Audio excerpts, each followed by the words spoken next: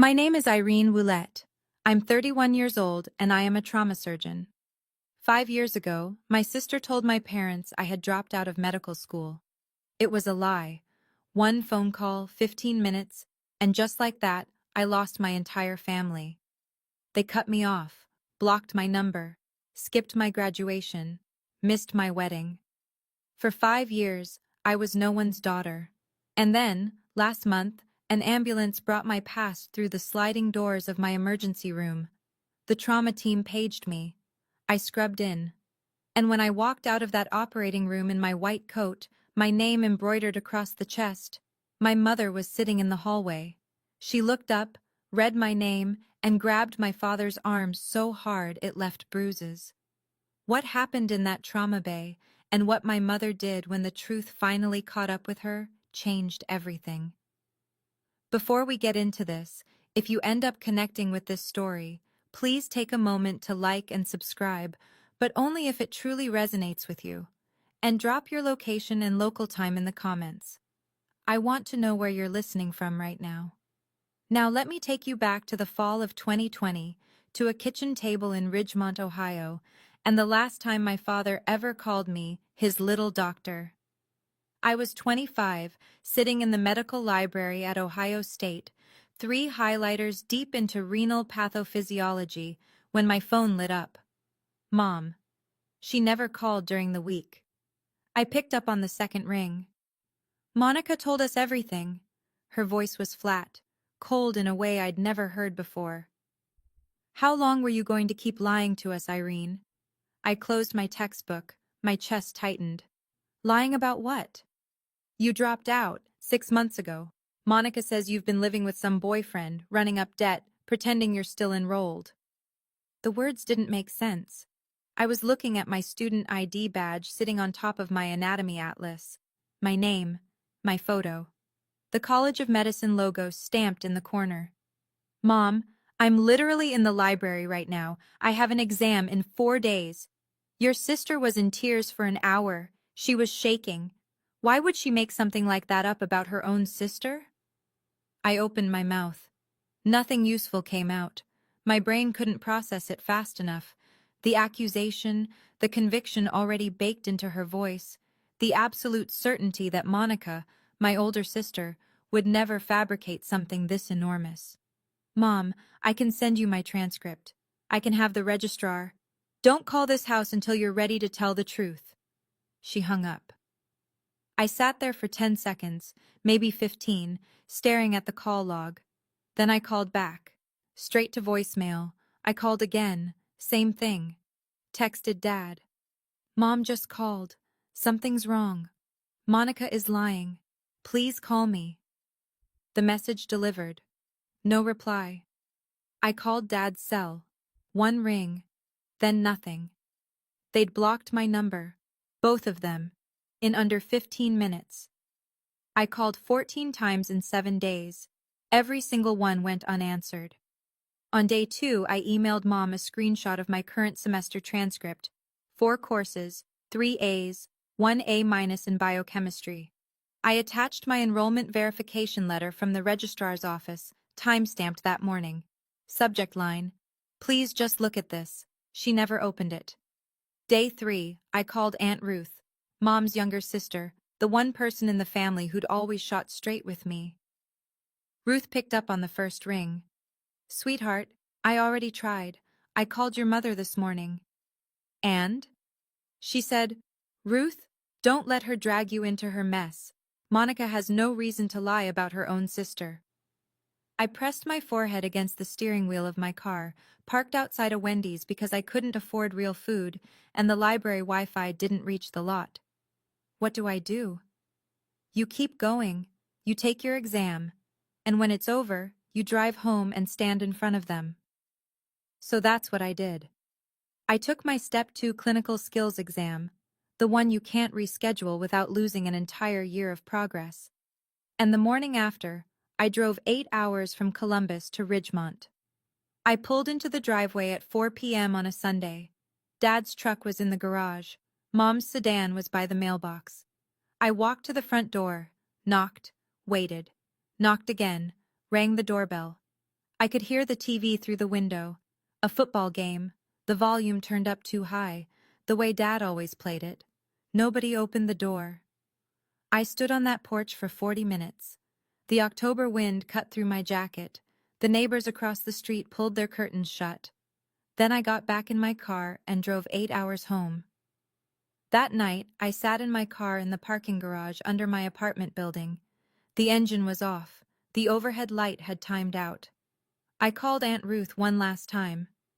"They didn't open the door," I said. She was quiet for a long time, then, "I know, honey. I sent the transcripts. I sent the enrollment letter. I drove 8 hours. They didn't even look through the window." "I know." I wiped my face with the back of my sleeve. My throat ached from holding everything down during the drive. "I can't keep begging people to believe me, Aunt Ruth. I can't keep proving I exist." "Then stop," she said softly. "Not because they deserve your silence, but because you deserve to stop bleeding for people who won't hand you a bandage." I opened my call log, scrolled through the last 7 days. 14 outgoing calls to Mom, 9 to Dad, 3 to Monica. Those she'd declined manually, which meant she saw my name and pressed the button. No missed calls coming back. Not one. I stared at that empty list for a long time. Then I locked my phone, got out of the car, and went upstairs. That night, I didn't lose my family. I realized I'd already lost them the moment they chose a comfortable lie over their own daughter. All I'd been doing for a week was trying to resuscitate something that had already flatlined. I went back to school. I studied. I passed Step 2 with a score in the 93rd percentile. I matched into a surgical residency. I did all of that with an empty contact list and a savings account running on fumes and student loans. I didn't know yet what Monica had told them after I stopped calling. I wouldn't know for 5 more years. Let me walk you through 5 years in under a minute. I graduated from medical school in the spring of 2021. The ceremony was in a gymnasium that smelled like floor wax and ambition. I wore the green hood for Doctor of Medicine. Aunt Ruth sat in the front row. She'd flown in from Pittsburgh the night before, booked a hotel she couldn't really afford, and clapped so loudly that the family behind her leaned away. The 2 chairs beside her were empty. She'd draped her coat over one of them, as if she was saving it. I never asked her to do that. Match day came. I tore open the envelope in a room full of people screaming and hugging their parents. Ridgemont Memorial Hospital. Trauma surgery residency. The same town my parents lived in. I didn't pick the program because of them. I picked it because Ridgemont Memorial runs the busiest Level 2 trauma center in the region. And if you want to learn how to keep people alive when everything's falling apart, you go where the falling apart happens most. First year of residency, 80-hour weeks. I ate cold pasta out of Tupperware in the supply closet. I slept in the on-call room more than my own bed. I learned to open a chest, clamp an aorta, and pack a liver in the time most people spend deciding what to order for dinner. Nobody from my family called. Not on Thanksgiving, not on Christmas, not on my birthday. I met Marcus in the 2nd year. He was a structural engineer surveying the new wing of the hospital. He ordered a black coffee in the cafeteria, sat down at my table because every other seat was taken, and asked me what I was reading. It was a surgical atlas. He said, "So you're the reason they keep paging overhead." I laughed for the first time in weeks. We got married in Aunt Ruth's backyard on a Saturday in September, 3 years into my residency. 30 guests, paper lanterns strung between 2 oak trees. Ruth's neighbor made the cake, lemon with buttercream, because Marcus said lemon was brave and I agreed. I walked down the grass aisle alone, no one on my arm, no father beside me. Marcus stood at the end in a gray suit, and when he saw me, he pressed his hand over his mouth and his eyes turned red. The officiant was a retired judge Ruth knew from church. The vows took 4 minutes. The dancing lasted until midnight. Ruth gave the only toast. She held up a mason jar of wine and said, "Family isn't just who you're born to, it's who shows up. And Irene, you've always shown up, even when nobody showed up for you." I smiled. I drank. I danced with my husband in the grass under those paper lanterns, and I told myself this was enough. But there was a chair at the head table that shouldn't have been empty, and a father who should have been standing where I stood alone. My mother didn't know I'd gotten married. Monica did. Ruth told me later that Monica had seen photos on a cousin's Facebook page. She never mentioned it to our parents. She never said a word. And here's what I didn't learn until much later. 2 years before my wedding, Aunt Ruth had called my mother and told her directly. Irene is in residency. She's becoming a surgeon. She never dropped out.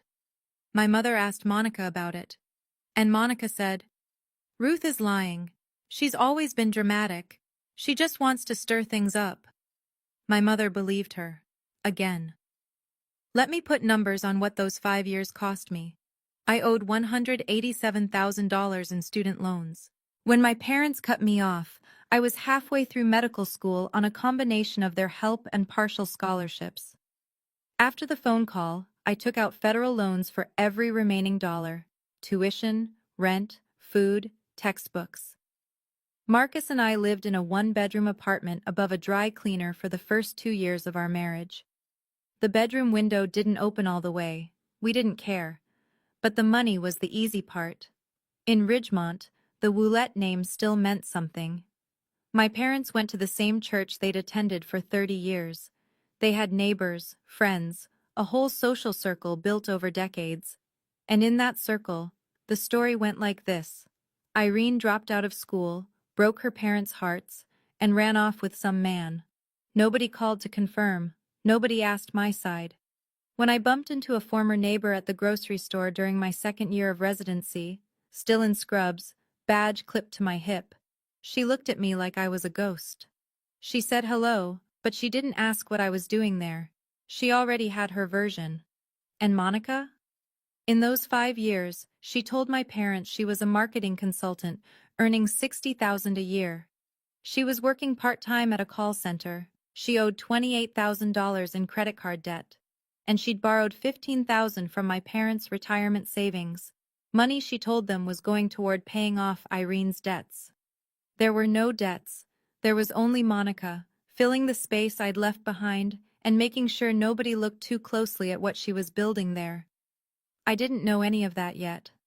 But the universe has a sense of timing, and its timing was about to become surgical. I want to pause here for a second. If you're listening to this and thinking, I know that feeling. When you send proof, you send truth, and the people who should love you most still choose someone else's version. Drop one word in the comments. Porch.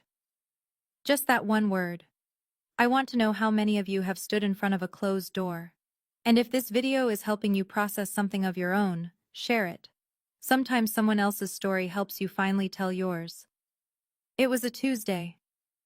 2:17 a.m. I just finished an emergency appendectomy on a 19-year-old college kid who'd waited 3 days to come in because he thought it was gas. I was washing my hands in the scrub room, running cold water over my knuckles, when the pager on my hip went off. Trauma activation. MVC. Female 30s. Internal bleeding. ETA 4 minutes. MVC. Motor vehicle collision. I dried my hands, grabbed a fresh pair of gloves, and walked fast down the corridor toward the trauma bay. The fluorescent lights buzzed overhead. 2 nurses were already setting up, Maria, who'd been on shift with me since 7, and a newer nurse named Kevin who always chewed gum during intubations, and I'd told him twice to stop. The ambulance bay doors opened. Cold air rushed in. 2 paramedics wheeled a stretcher through, moving quickly, one of them squeezing a bag valve over the patient's face. The woman on the stretcher was mid-30s, face swollen, a cervical collar around her neck, blood soaking through the sheet below her abdomen. 34-year-old female, unrestrained driver, T-bone collision at an intersection, the lead paramedic read off. GCS 8, BP 80 over 50. Suspected splenic rupture, possible liver laceration. 2 large-bore IVs, 1 liter in. I stepped to the head of the stretcher. Let's move. Type and cross. 2 units O neg. and get the OR on standby. We may be going up. Behind me, past the double doors, I heard something. A woman crying. A man's voice, low and urgent, asking someone at the front desk where his daughter was. A name I couldn't quite make out. I didn't turn around. I had a patient. We moved her to the OR within 11 minutes. I scrubbed in again. This time longer, more deliberate, because abdominal trauma is a different animal. You open somebody up, and you don't always know what you're going to find. Sometimes the spleen is intact, and the liver is shredded. Sometimes everything looks fine until you move the bowel and there's a retroperitoneal bleed hiding behind the kidney. I made the incision. Midline laparotomy, navel to xiphoid. The moment I entered the peritoneal cavity, dark blood pooled, at least a liter already sitting in there. The spleen was pulped. I called for additional suction and started working. That's when I saw it. A small scar, low on the right side of the abdomen. An old appendectomy incision, not laparoscopic, the older open kind. I'd seen 1,000 of those. But this one was in a specific spot, slightly higher than standard, with a faint keloid ridge that I recognized the way you recognize handwriting. My eyes moved to her right forearm. A tattoo. Small. A butterfly, no bigger than a quarter faded blue-green ink. She'd gotten it at 18. I knew because I was there. I was 16, sitting in the waiting room of a strip mall parlor on Route 9, pretending to read a magazine while my older sister got her first tattoo and made me swear not to tell Mom. The scrub nurse looked at me. "Dr. Willett, you okay?" 2 seconds. I gave myself 2 seconds. "I'm fine. Suction. I need better visualization of the splenic hilum." My hands found the bleeding. Clamped. Cut. Sutured. My hands didn't shake. My hands saved her. My brain screamed the whole time, but my hands just did what I trained them to do. The patient on my table was Monica. The surgery took 2 hours and 14 minutes. I removed what was left of her spleen, repaired a 3-centimeter laceration on her liver, checked the bowel for perforation, washed the cavity, placed 2 drains, and closed. The anesthesiologist kept her stable the entire time. Vitals held. Blood pressure came back up. Heart rate settled. I stepped out of the OR at 4:47 a.m. Still in my surgical cap, gown spotted with blood, gloves in the biohazard bin behind me. My white coat was hanging on the hook outside the scrub room, where I always left it. I pulled it on. My name was embroidered over the left breast pocket in navy thread. Dr. I. Willett. Trauma surgery. I walked down the hallway toward the family waiting area. My shoes squeaked on the linoleum. The hallway was empty except for a custodian mopping near the elevator and a security guard scrolling his phone by the vending machine. They were sitting against the far wall. My mother on a plastic chair, hunched forward, her hands pressed together between her knees. My father standing beside her, one hand on her shoulder, the other gripping a styrofoam cup he hadn't drunk from. His hair was grayer. Her shoulders were smaller. 5 years had carved lines into both of them that I hadn't been there to watch form. I stopped 3 feet in front of them. "Family of Monica Willett?" My mother looked up. Her eyes went to my coat first, the name, the title, then up to my face. I watched her pupils widen. I watched recognition land like a physical blow.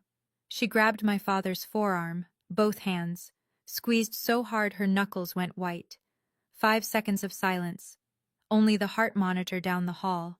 Only the fluorescent hum. "Irene?"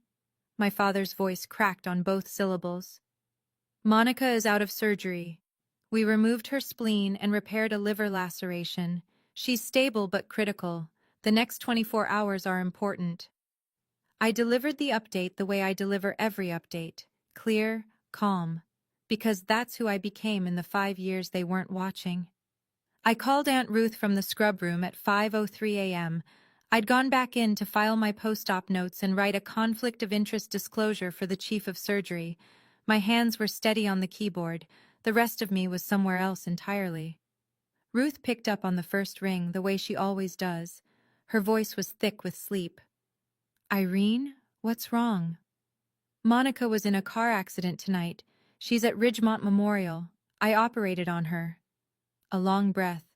Then, you saved her? She had a ruptured spleen and a liver tear. She's in the ICU. She's alive. Lord. I heard Ruth sit up in bed, heard the creak of the mattress, the click of a lamp. And your parents? They're here, in the waiting area. They saw me. Another pause. How bad was it? The surgery went well. How bad was the look on your mother's face? I closed my eyes. The scrub room was cold and smelled like iodine. The fluorescent light above the sink flickered every 8 seconds. I'd been counting. She grabbed Dad's arm like she was drowning. I'm on my way. 3 hours. Ruth, you don't have to. Monica is my niece too. And you shouldn't be alone in that building with them. Not yet. I heard a closet door open, a zipper. She was already packing. Irene, you just saved the girl who destroyed your life. Don't let anyone in that hospital forget it. I didn't save my sister, Aunt Ruth. I saved my patient. I know, baby. That's exactly why it matters. She hung up. I sat in the scrub room for another 3 minutes, staring at the conflict of interest form on the screen. Then I submitted it, poured a cup of burnt coffee from the machine in the hallway, and went back to work. Ruth was bringing something with her. I didn't ask her to. She'd kept it for 5 years. A folder of printed emails I'd sent my parents the week they cut me off. The transcripts. The enrollment letter. Every piece of proof they said they never received. My father stood outside the ICU glass for a long time that morning. I know because the charge nurse, Linda, told me later. She said he pressed his forehead against the window and watched me check Monica's vitals, adjust her IV rate, speak with the overnight nurse about drain output. He watched me write notes in Monica's chart, answer a question from an intern, point to something on the monitor. He watched me work the way you watch someone you're trying to recognize. Linda said he stood there for almost 20 minutes before his wife pulled him back to the waiting chairs. And as he sat down, he said something that Linda overheard because the ICU hallway carries sound like a tunnel. She's a doctor, Dot. She's a real doctor. My mother said, Monica said, and my father did something he almost never did. He cut her off. Monica said a lot of things. It was the first crack, small, like a hairline fracture in a load-bearing wall. You don't hear it, but everything above it shifts. My father sat in that plastic chair and did the math I imagine he'd been avoiding for 5 years. 2 years ago, Ruth called and said Irene was in residency. A surgeon. They asked Monica. Monica said Ruth was lying, stirring up drama. And they believed her, because believing her was easier than the alternative. The alternative meant they'd thrown away the wrong daughter. Down the hall, a nurse from the night shift was talking to a day shift tech near the coffee station. I wasn't trying to listen, but hospitals are echo chambers. Dr. Woulette? She's one of our best. Chief resident last year. She's the one who stayed triple overnight during the pileup on I-71 last Christmas. My father was close enough to hear every word. I know because Linda saw him close his eyes. Monica opened her eyes at 9:15 the next morning. I wasn't in the room. I was down the hall finishing morning rounds. But the charge nurse paged me with a simple note. Your patient in 4 is awake. Family is present. My patient. Not my sister. In this building, she was bed 4. By the time I reviewed her chart from the nursing station, I could already hear voices through the glass. Monica's voice, weaker than I remembered, rougher from the intubation tube, but unmistakable. She always did sound like someone who expected to be listened to. My mother was explaining the accident. Monica had been driving home from a friend's house, ran a red light.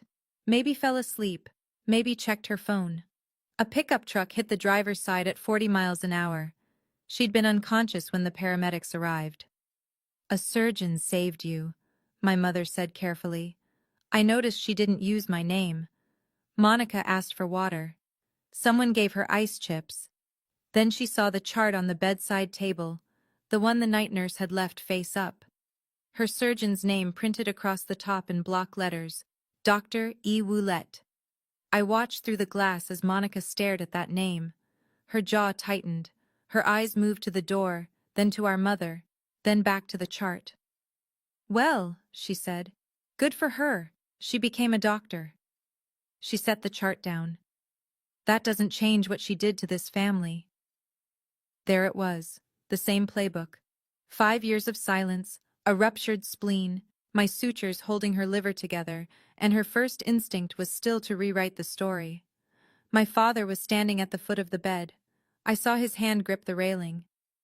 "What exactly did she do, Monica?" I shouldn't have been watching. I had other patients, other charts, other responsibilities. But I stood at the nursing station with Monica's post-op orders in my hand, and I watched through the glass, because some part of me needed to see whether 5 years had changed anything inside that room. It hadn't. Monica shifted in her hospital bed, IVs in both arms, surgical drains running from her abdomen into collection bulbs pinned to the sheets. She abandoned us, Dad. 5 years, no calls, no holidays. She never called because we blocked her number, Monica. My father's voice was louder than I'd ever heard it in a hospital. The nurse at the station outside, Linda, looked up from her screen. "Because you told us to. I was protecting you. 2 years ago, Ruth called and said Irene was in residency, a surgeon. You told us Ruth was lying, that she was just trying to cause drama." 2 rooms down, a patient's wife looked up from her phone. A respiratory therapist carrying a ventilator circuit paused in the hallway. Sound travels in an ICU. Curtains aren't walls. Monica's monitor beeped faster. Her blood pressure ticked up. I could read it from outside the glass. 148/92. Not dangerous, but climbing. "Fine," Monica said. Her eyes glistened. The tears came on cue. The same practiced shimmer I'd seen 100 times growing up. "She's a doctor, great. But she's the one who walked away from her family. She drove 8 hours to our front door." Dad's hand was on the bed rail, knuckles white. "We didn't open it." My mother reached for Monica's hand. "Don't upset your sister, she just had surgery." Dad looked at Mom. "She had surgery from the daughter we threw away, Dot. Think about that." The heart monitor beeped. The IV dripped. And Monica, for maybe the first time in her adult life, had no script for what came next. Monica has always been loudest when she's cornered. It's a survival reflex. When the walls close in, she doesn't get quiet. She performs. She raised her voice just enough to carry past the glass partition, past the curtains, past the half-open door into the hallway where 2 nurses, a patient transport aide, and a resident I'd trained last year, were all within earshot.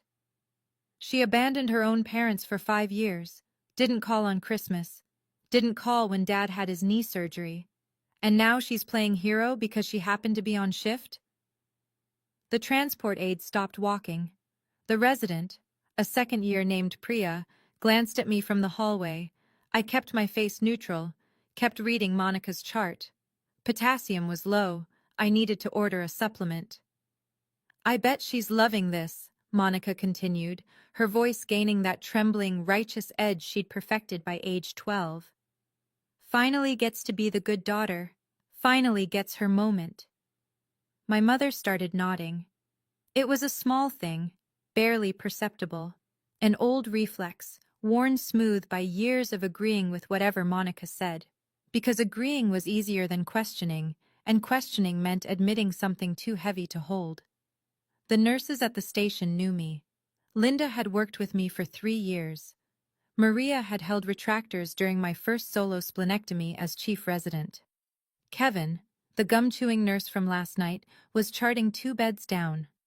They knew I'd stayed 72 hours straight last Christmas when that highway pileup brought in 9 patients. They knew I sent flowers to patients after discharge. They knew exactly who I was. None of them said anything. They didn't need to. The silence was louder than Monica. Then she slipped. Mid-sentence, mid-performance, she said it. She always had to be better than me, even in school. She stopped. Her mouth closed. Her eyes flickered. She'd just admitted I was in school. Aunt Ruth walked into the ICU at 9:45 a.m. with a canvas bag over one shoulder, and a look on her face I'd seen exactly once before. The Thanksgiving she'd told our Uncle Frank to leave the table after he'd made a comment about her weight. Ruth doesn't raise her voice. She doesn't need to. She walks into a room and the room adjusts. She looked at Monica in the hospital bed, looked at the IVs, the drains, the monitor. Then she looked at my mother. "Your daughter is alive because of the girl you threw out, Dorothy." My mother straightened. "Ruth, this isn't the time." "It's been 5 years. When exactly is the time?" Ruth set her bag on the chair by the window. She unzipped it and pulled out a manila folder, creased, soft at the edges, the way paper gets when it's been carried a long time. She placed it on the rolling table beside Monica's bed and opened it. 3 printed emails. The ones I'd sent my parents the week they cut me off. The first was a screenshot of my semester transcript, 4 courses, grades listed. The second was my enrollment verification letter, signed by the registrar, dated October 14th, 2020. The third was the email itself. "Mom, please, I'm still in school. I haven't dropped out. Please call me. I can explain everything." "These are the emails Irene sent you 5 years ago," Ruth said evenly. "You told me you never received them." My mother's hand moved toward the folder, then stopped. Her fingers hovered over the transcript, like it might burn her. "Monica told you Irene faked these. She said anyone can Photoshop a transcript." Ruth looked at Monica. "Isn't that what you said?" Monica said nothing. The heart monitor filled the silence with its steady, mechanical rhythm. My father picked up the enrollment letter. His hands trembled.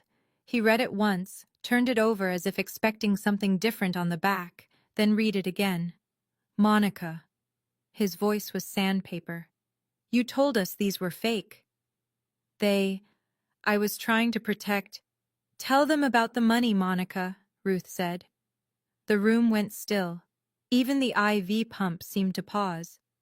"I don't know what she's talking about," Monica said, but her voice pitched higher. The confident tremor was gone. This was a different kind of shaking. Ruth kept her eyes on my parents. "Monica has been telling you she's a marketing consultant making $60,000 a year. She works part-time at a call center. She owes $28,000 in credit card debt."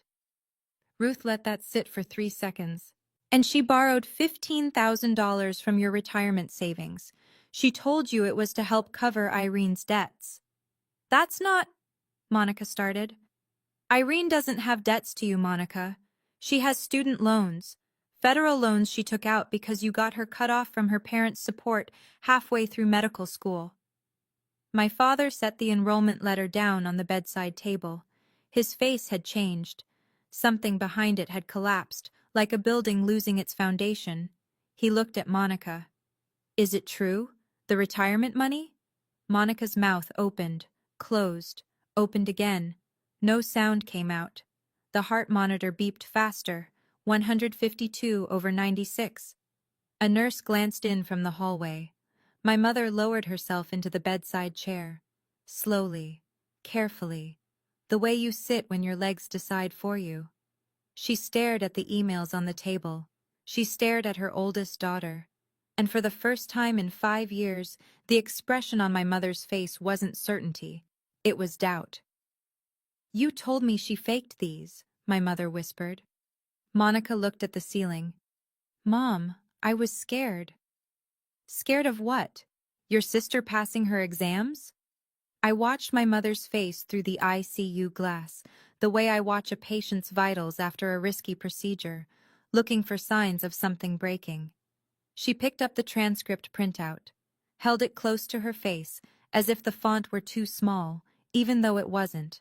She read every line: course names, credit hours, grades, the university seal in the corner, the date stamp, fall semester 2020. The same semester Monica had called her in tears and said I'd dropped out 6 months prior. The math didn't work. It had never worked. The transcript was proof that I was enrolled in passing classes during the exact time Monica claimed I'd quit. 5 years ago, if my mother had spent 30 seconds looking at this piece of paper, truly looking, everything would have been different. She set it down. Her hands were shaking. 5 years, she said. Not to anyone in particular, just to the room. 5 years, and you let me… Monica cut in fast. Mom, you have to understand. I was going through a hard time. I wasn't thinking clearly. I missed her wedding. My mother's voice cracked on the word wedding. I missed my daughter's wedding. Outside the glass, two nurses exchanged a look. Down the hall, a tech carrying a portable X-ray machine slowed his pace. Sound carries. I've said that already, but it's worth saying again, because in a hospital, the walls listen, and the people inside them talk. By noon, the story had traveled through the ICU, into the surgical floor, down to the ER, and across to the cafeteria. Nobody needed to announce anything. The staff at Ridgemont Memorial had watched me work for 5 years. They'd watched me show up, stay late, teach, study, operate, and never once mention my family. Now they understood why. The truth didn't need me to defend it. It just needed a room with no exits. If you're wondering why I didn't scream, why I didn't walk into that room and say everything I'd been holding for 5 years, I get it. But I learned something in the operating room. Screaming doesn't stop the bleeding. Precision does. If you've ever had to swallow your anger to keep your dignity intact, leave a comment. I read every single one. And hit subscribe. Because this story isn't over. The part that changed me most is still coming. I waited until 2 p.m. to do my rounds on Monica's room. I had 6 other patients, a gallbladder in room 7, a bowel obstruction in room 12, an elderly man in room 9 who kept calling me sweetheart and asking when he could go home. I gave them my full attention. When it was time for room 4, I picked up Monica's chart, straightened my coat, and walked in. The room had changed. Ruth was sitting by the window, reading something on her phone. My mother was in the corner chair, eyes swollen, clutching a tissue she'd shredded into confetti. My father stood near the door, arms crossed, staring at the floor. Monica lay in bed, face turned toward the wall. Good afternoon. I'm here to check your post-op status. I spoke to Monica the way I speak to every patient. Clear, direct, warm enough to be human, professional enough to keep distance. I checked her incision site, palpated her abdomen gently, reviewed the drain output recorded by the morning nurse. Vitals are improving. White count is trending down, which is good. Means no infection so far. We'll keep monitoring the drain. If everything looks stable in 48 hours, we'll talk about moving you to a regular room. Monica didn't look at me. Thank you, she said to the wall. That's my job. My mother stood up. Irene. I turned to her with the same expression I give any family member in any room. Pleasant, steady, impenetrable. Mrs. Willett, if you have questions about the procedure, I can arrange for a patient liaison to speak with you. They're available until 5. Mrs. Willett, not Mom. I saw the word land. I saw her flinch. I made a note in the chart, nodded to Ruth, and left the room. 12 seconds. That's how long my mother stood there before she sat back down. My father caught up with me halfway down the hall. I heard his footsteps, heavier than they used to be, slightly uneven from the knee surgery Monica had mentioned and I hadn't known about. Irene, please. I stopped walking. I didn't turn around right away. I let myself take one breath. Then I faced him. He looked old. That's the thought I couldn't stop. My father had always been big. Broad shoulders, thick hands, the kind of man who could carry a couch up a flight of stairs without asking for help. Standing in that hospital corridor under the fluorescent lights, he looked like someone had let the air out of him. 5 minutes, he said. That's all I'm asking. Dad, I can't do this here. I have patients. When then? My eyes stung. I blinked it away. I don't know, but not in this hallway. Not while I'm wearing this coat. And not until you understand the full picture. All of it. Not just the parts that hurt less. He nodded. Slowly. The way a man nods when he knows he has no right to argue. Okay, he said. Okay, Irene. He stepped back. I turned and walked toward the nurse's station. My sneakers squeaked on the linoleum. Behind me, I heard him exhale, a long, unsteady breath that sounded like it had been trapped in his chest for years. As I rounded the corner, I passed the hospital's staff bulletin board. Pinned in the center, behind a sheet of plexiglass, was a framed photo with gold lettering. Employee of the Quarter, Dr. Irene Woolette. The photo showed me at a departmental event, smiling, stethoscope draped around my neck. It had been there for 2 months. I barely noticed it anymore. My father stopped in front of it. Linda told me later he stood there reading it for a full minute before he walked back to the waiting area. I made it to the on-call room before anything cracked, closed the door, leaned against it, and slid down until I was sitting on the floor with my knees against my chest. The room was 8 feet by 10, a twin mattress on a metal frame, a plastic chair, a lamp with a crooked shade. I'd slept in this room more nights than I could count. It smelled like industrial soap and exhaustion. I pulled out my phone and called Marcus. He answered on the second ring. Hey, bad shift? I operated on Monica last night. 3 seconds of silence. I heard him set something down. A coffee mug, probably. Tell me. Car accident, ruptured spleen, liver laceration. She's stable. She's in the ICU. Are you okay? I looked at my hands, palms up, resting on my knees. These hands had spent 2 hours inside my sister's abdomen, repairing the damage, tying off bleeders, saving the organ function she'd need to survive. In the OR, they'd been perfectly still. Now, under the fluorescent light of the on-call room, they were trembling. My hands were fine in there, I said. Everything else, I don't know. I'm coming. 20 minutes. Marcus, you don't have to. 20 minutes. He showed up in 18. He brought coffee, real coffee, not the hospital machine stuff. He sat down next to me on the floor, his back against the wall, his shoulder pressed against mine. He didn't say, "It'll be okay." He didn't say, "You should talk to them." He didn't say anything at all for the first 5 minutes. He just sat there, solid and warm and present, the way a foundation holds up a building without anyone noticing until you take it away. You don't have to figure out how to feel right now, he finally said. You just have to let yourself feel it. I leaned my head against his shoulder and let myself feel it. Over the next 2 days, the story moved through Ridgemont Memorial the way all hospital stories do, not through announcements or drama, but through quiet conversations at shift change, murmured exchanges in the break room, and the particular way people looked at me when they passed me in the hallway. I didn't confirm anything. I didn't deny it either. I just worked. I rounded on my patients. I reviewed labs. I updated families. I taught a second-year resident how to place a chest tube and didn't raise my voice when he nicked the intercostal artery on his first attempt. The chief of surgery, Dr. Hendricks, called me into his office on the second day. He's a 63-year-old man with a gray beard and a framed photo of his grandchildren on his desk, and he's been running the department for 19 years.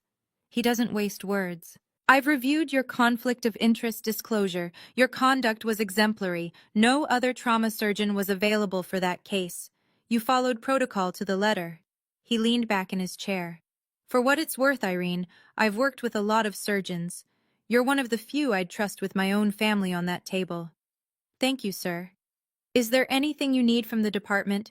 Time off? A referral to employee assistance? I'm fine. I'd rather keep working. He nodded like he understood, because he probably did. That evening, Linda, the charge nurse who'd been on shift with me that night, left a turkey sandwich and a bag of chips on the counter of the nurse's station with a sticky note. For Dr. W. You haven't eaten since yesterday. L. I ate the sandwich standing up between checking Monica's evening labs.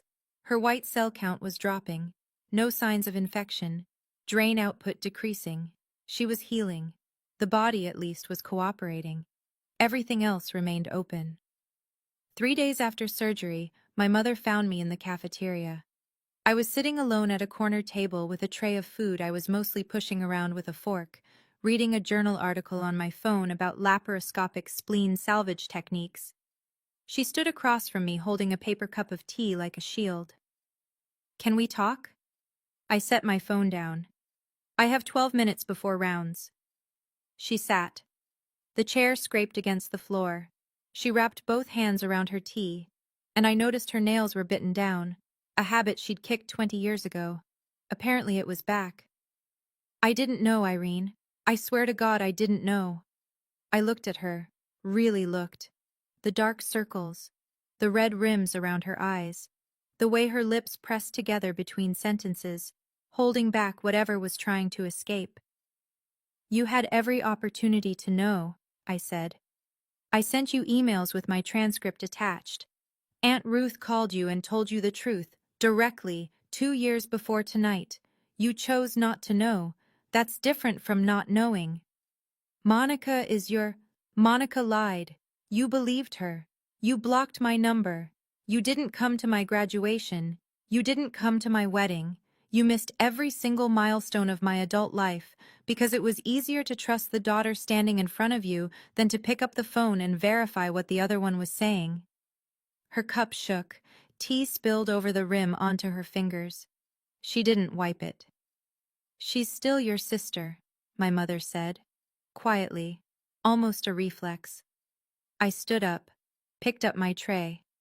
"And I'm still your daughter. But you forgot that first." I walked away. My 12 minutes were up.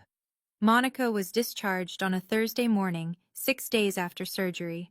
I signed the discharge papers myself, standard procedure for the attending surgeon.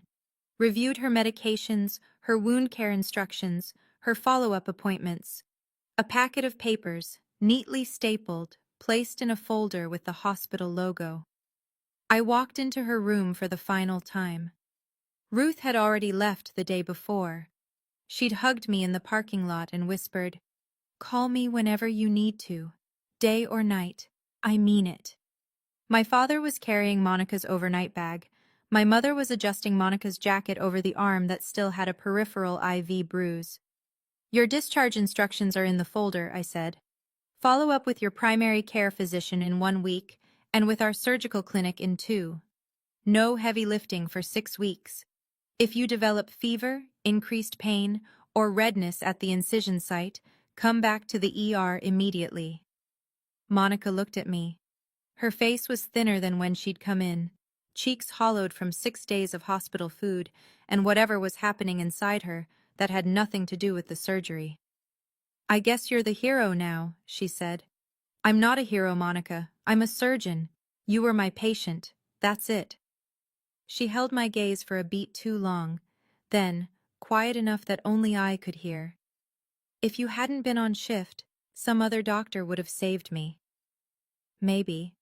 But some other doctor wasn't on shift. I was, and I did it anyway. She looked away. My father, standing by the door with her bag, met my eyes. He didn't say anything. He just looked at me the way you look at someone you're trying to memorize. My mother wheeled Monica toward the elevator. The chair squeaked on the tile. Nobody said thank you. Monica's hospital bill came to $47,000. She had no insurance. My parents, the ones whose retirement fund was already $15,000 lighter, would be the ones writing the checks. 2 weeks passed. I went back to my routines: morning rounds, afternoon surgeries, evening charting, home to Marcus and our golden retriever, Hippo, who greeted me every night like I'd returned from war. Which, some nights, wasn't far off. Marcus didn't push. He asked once if I wanted to talk about it, and when I said, "Not yet," he said, "Okay," and handed me a bowl of pasta. That's the thing about Marcus. He knows the difference between patience and passivity. He wasn't waiting for me to be ready. He was making sure I knew the door was open whenever I chose to walk through it. My father called on a Saturday morning. I was on the couch, still in pajamas, drinking coffee and watching Hippo chase a squirrel through the window. "Irene, it's Dad."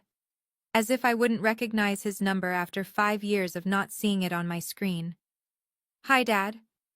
I went to a therapist yesterday. First time in my life. His voice was careful, like he was reading from a script he'd practiced.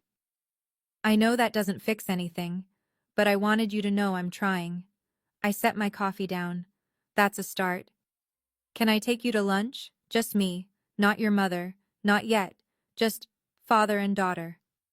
Okay, neutral ground. The cafe on Elm Street. Saturday, noon. Thank you, Irene. Dad? I watched Ipo press his nose against the glass, tail wagging at a squirrel that had no idea it was being adored. Don't thank me yet. We have a lot of ground to cover. He was quiet for a moment. Then, I know we do. And Irene, I know I should have opened that door. I've thought about it every day since the hospital. I was afraid that if Monica lied, then everything I did was something I couldn't take back. It is something you can't take back. But that doesn't mean we can't build something forward. The cafe on Elm Street is a small place with chipped wooden tables and mismatched chairs and a chalkboard menu that hasn't changed in years. I picked it because it's 3 blocks from the hospital, and I've eaten there enough times that the waitress knows my order. Familiar ground. My ground. Dad arrived 20 minutes early. I know because the waitress told me when I walked in, right on time. Your father's been sitting there since 11:40, ordered a water and hasn't touched it. He stood up when he saw me, hesitated. His arms moved slightly, the beginning of a hug that he caught himself mid-gesture and converted into an awkward nod. I sat down across from him. He looked different from the man in the hospital hallway. He'd shaved, ironed his shirt, and he'd brought something. A photograph, face down on the table next to his water glass. He slid it toward me. My wedding photo. Marcus and me in Ruth's backyard, paper lanterns above us, his hand on the small of my back, both of us laughing at something the photographer had said. Ruth must have sent it to him. She gave it to me last year, he said. I've kept it in my wallet. I looked at the photo. I looked at the empty space beside me in the frame, the space where a father would have stood. Then I looked at my father, sitting across from me in a cafe, holding a water glass with both hands to keep them still. You should have been there, I said. I know.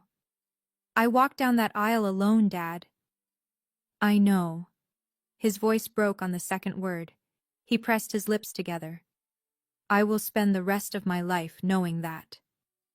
We didn't hug. We didn't cry. We ordered lunch. He got the turkey club, I got the soup. And we talked. Carefully. Like people learning a new language. I set the terms. We meet once a month. Just us. If it goes well, maybe Mom eventually. But Monica? That's separate. I'm not ready for that. He agreed without argument. He'd lost the right to argue 5 years ago, and he knew it. My mother didn't call. I think someone, Ruth probably, or maybe Dad, told her I wasn't ready for that yet. So she did something I didn't expect. She wrote a letter. It arrived on a Tuesday, hand-addressed, no return name, just the Ridgemont postmark. I recognized the handwriting immediately.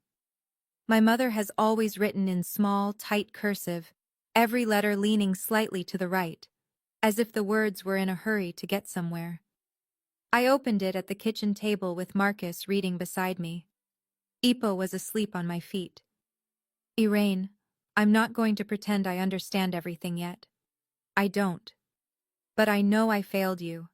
I know I chose comfort over truth, and I know I don't get to decide when you're ready to hear from me. Your father showed me the photo from your wedding. You looked beautiful. You looked strong. You looked like someone I didn't raise, because I wasn't there to raise you into the woman you became. You did that yourself. I should have been there. I should have believed you. I should have opened the door that Sunday when you drove 8 hours to stand on our porch. I heard you knocking. I was in the kitchen. I told your father not to answer. I'm sorry. Not for how I feel. I loved you every day of those 5 years, even when I was too stubborn and too afraid to show it. I'm sorry for what I did. For what I didn't do. For all the things I let Monica tell me instead of finding out for myself. You don't have to write back, but I wanted you to know. Mom. I read the letter 3 times. Marcus looked up from his book. Are you going to write back? Not yet. I folded the letter along its original creases and placed it in the drawer of my nightstand. But I'm keeping it.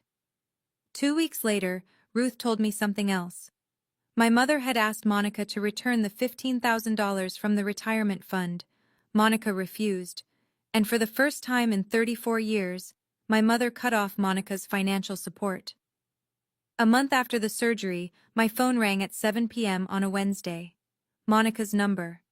I stared at it for 4 rings, then let it go to voicemail. I listened to the message 20 minutes later, sitting on the back porch while Marcus grilled chicken and hippo supervised from the lawn. Her voice was different, smaller. The performance quality was gone, no trembling courage, no rehearsed emotion.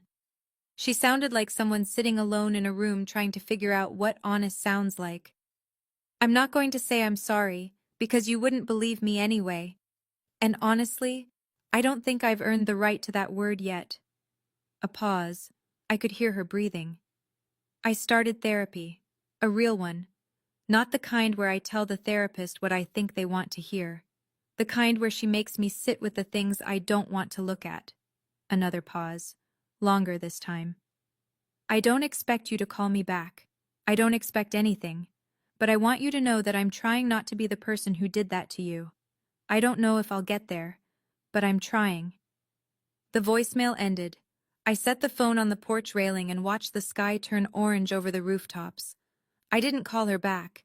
I didn't delete the message either. Some people might think that's cold. Maybe it is. But I spent 5 years being the daughter who tried, who called, who emailed, who drove 8 hours, who stood on a porch in the cold, and none of it mattered. I'm done auditioning for people to believe I'm worth something. If Monica is changing, she'll show it. With time, with consistency, with actions that don't require an audience. Words are cheap in this family. They always have been. Show me with time. It's a Sunday morning. I'm standing at the stove in our kitchen, flipping French toast while Marcus reads the news on his tablet and Hippo thumps his tail against the floor every time a piece of bread hits the pan.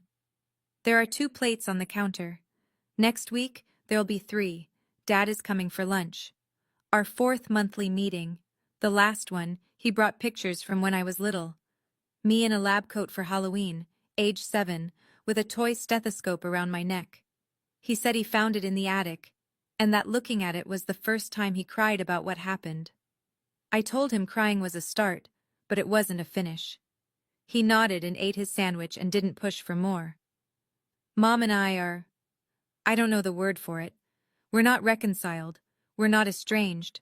We're somewhere in between, which might be the most honest place 2 people can be when trust has been shattered and one of them is still figuring out how to hold the pieces. I haven't written back to her letter yet, but I reread it last week. That's something. Monica started therapy, her own, separate from anything involving our parents. I know this because Ruth told me, and because Monica mentioned it in a second voicemail I haven't returned. I'm not ready to sit across from her. I may never be, but I no longer carry her like a weight I'm required to hold. She is her own problem now, and for the first time, she seems to be trying to solve it. I still owe $187,000 in student loans. Marcus and I still live in our 1-bedroom apartment, though we've been looking at houses, something with a yard big enough for Hippo and maybe, eventually, a kid or 2. I still work 80-hour weeks sometimes. I still fall asleep in the on-call room with my shoes on. But here's what's different. I used to think that if I worked hard enough, accomplished enough, proved myself enough, the people who were supposed to love me would come back. That my value was something I had to earn, over and over, in a courtroom where the verdict was always pending. I don't think that anymore. My value was never on trial. The people who couldn't see it, that was their blindness, not my failure. It's not perfect. It's not the childhood I deserved or the reconciliation that movies promise. But it's real. And real is more than I had for a very long time. My name is Dr. Irene Woulette. I'm 31 years old. I am a trauma surgeon. I am a wife. And I am, slowly, carefully, on my own terms, letting myself be someone's daughter again. If there's one thing I learned from all of this, it's this. You don't have to set the truth on fire for people to see it. You just have to keep living it. Eventually, the light reaches even the people who close their eyes. And if it doesn't, you still have the light. That's my story. If it touched something in you, if it made you think about your own family, your own boundaries, or someone you've lost and might be finding your way back to, leave me a comment. Tell me, what would you have done? Would you have opened that door? Would you have picked up Monica's call? And if you want more stories like this one, I've left a link in the description to a video I think you'll connect with just as much. Thank you for being here, I mean that.